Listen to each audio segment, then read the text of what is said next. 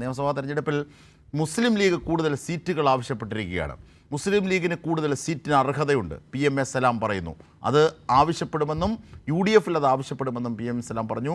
League സംസ്ഥാന പ്രവർത്തക സമിതി യോഗം ശേഷം മാധ്യമങ്ങളെ കാണുമ്പോഴാണ് PM സലാം ഇക്കാര്യങ്ങൾ വിവരിച്ചത്. PM സലാമിൻ്റെ വാക്കുകളൊന്ന് കേൾക്കാം.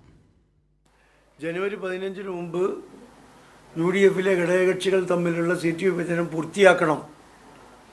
അടുത്ത് തന്നെ ഉഭയകക്ഷി ചർച്ച കോൺഗ്രസും മുസ്ലിം ലീഗും തമ്മിൽ ഉണ്ടാകും. ആദ്യഘട്ട ചർച്ചകൾക്ക് ശേഷം കോൺഗ്രസിൻ്റെയും ഘടകകക്ഷികളുടെയും ഒക്കെ മനസ്സറിഞ്ഞതിന് ശേഷം മുസ്ലിം ലീഗും ഒരു സ്ട്രാറ്റജി തയ്യാറാക്കി കൂടുതൽ ഗൗരവകരമായ ചർച്ചകളിലേക്ക് നടക്കും, തീരുമാനമെടുക്കും. ഇന്ന് പല മണ്ഡലങ്ങളും ഞങ്ങളുടെ ജില്ലാ കമ്മിറ്റികളും ആവശ്യപ്പെട്ടിട്ടുണ്ട്. അല്ല, കൂടുതൽ സീറ്റുകൾക്ക് പാർട്ടിക്ക് അർഹതയുണ്ട്. തീർച്ചയായും PM സലാം ഔദ്യോഗികമായി പ്രവർത്തക സമിതി യോഗം, സംസ്ഥാന പ്രവർത്തക സമിതി യോഗത്തിന് ശേഷം സംസാരിക്കുകയാണ്. ഇതിനു മുമ്പ് PK കുഞ്ഞാലിക്കുട്ടിയും ഇത് പറയുന്നുണ്ട്. UDF ഇക്കാര്യം ഉന്നയിക്കും എന്നതടക്കമുള്ള കാര്യങ്ങൾ പറയുന്നുണ്ട്. PK കുഞ്ഞാലിക്കുട്ടിയുടെ വാക്ക്. സംസ്ഥാന അധ്യക്ഷൻ ക്ലിയറായിട്ട് മറുപടി പറഞ്ഞിട്ടുണ്ട്. എല്ലാ മീഡിയയും ചോദിച്ചപ്പോൾ ആവർത്തിച്ച് സംസ്ഥാന പ്രസിഡന്റ് അതിന് മറുപടി പറഞ്ഞിട്ടുണ്ട്. അതായത് ലീഗിന് അർഹതയുണ്ട്, അതൊക്കെ മുന്നണിക്കകത്ത് സൗഹൃദ അന്തരീക്ഷത്തിൽ ചർച്ച ചെയ്ത് ഞങ്ങൾ തീരുമാനിക്കും എന്ന് പറഞ്ഞിട്ടുണ്ട്. ഇതിൻ്റെ കൂടുതൽ വിവരങ്ങളുമായി ഞങ്ങളുടെ പ്രതിനിധി AK ലതീഷ് ചേരുകയാണ്. AK ലതീഷ്, മുസ്ലിം ലീഗ് എന്ന UDF ഘടകകക്ഷി കോൺഗ്രസിന് മേലിതാ വിലപേശൽ തുടങ്ങിയിരിക്കുന്നു. ഏതുപോലെ 5ാം മന്ത്രിസ്ഥാനത്തിൻ്റെ അസ്വസ്ഥതകളുണ്ടാക്കി കേരളീയ സമൂഹത്തിൽ ഭിന്നതയെ സൃഷ്ടിക്കാൻ കൃത്യമായി ഇടപെടലുകൾ ഉണ്ടാക്കിയതിന് സമാനമായ രീതിയിൽ ഈ തദ്ദേശ സ്വയംഭരണ തെരഞ്ഞെടുപ്പിൽ ഏറ്റവും വലിയ സ്റ്റാർ സ്ട്രൈക്കർ തങ്ങളാണ്. ഈ ആത്മവിശ്വാസമാണ് മുസ്ലിം ലീഗിനെ കോൺഗ്രസിന് മേൽ സമ്മർദ്ദം ചെലുത്താൻ നിദാനമായിരിക്കുന്ന കാരണം.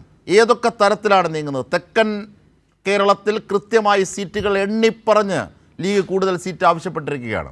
എന്തൊക്കെയാണ് ഈ പറഞ്ഞതും കേട്ടതിനും അപ്പുറത്തേക്ക് നടന്നത്?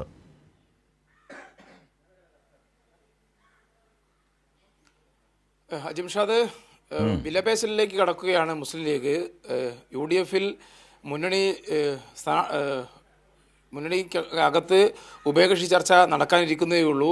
15-നകം ചർച്ച പൂർത്തിയാകുമെന്നൊക്കെയാണ് PM സലാം അല്പം മുമ്പ് പറഞ്ഞത്.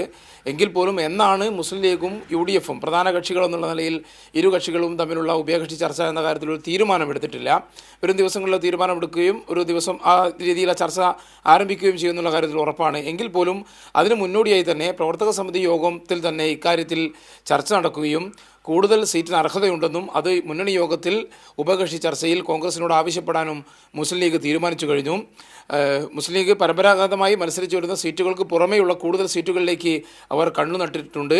ഒപ്പം ചില സീറ്റുകൾ വെച്ചുമാറിയാൽ കൊള്ളാം എന്ന് മുസ്ലിം ലീഗിനുണ്ട്. അത്തരത്തിൽ സീറ്റുകൾ വെച്ചുമാറുന്നതും കൂടുതൽ സീറ്റ് ആവശ്യപ്പെടുന്നതുമായ കാര്യങ്ങൾ മുന്നണിക്കുള്ളിലും അതേപോലെ തന്നെ മുന്നണിയെ നയിക്കുന്ന കക്ഷി എന്നുള്ള നിലയിൽ കോൺഗ്രസുമായുള്ള ഉഭയകക്ഷി ചർച്ചയിലും ലീഗ് ആവശ്യപ്പെടുമെന്നാണ് മുസ്ലിം ലീഗ് നേതാക്കൾ വ്യക്തമാക്കിയിരിക്കുന്നത്. ജയസാധ്യത മാത്രമായിരിക്കും സ്ഥാനാർത്ഥിത്വത്തിൻ്റെ പ്രധാന മാനദണ്ഡം എന്നുകൂടി PM സലാം പറയുന്നുണ്ട്.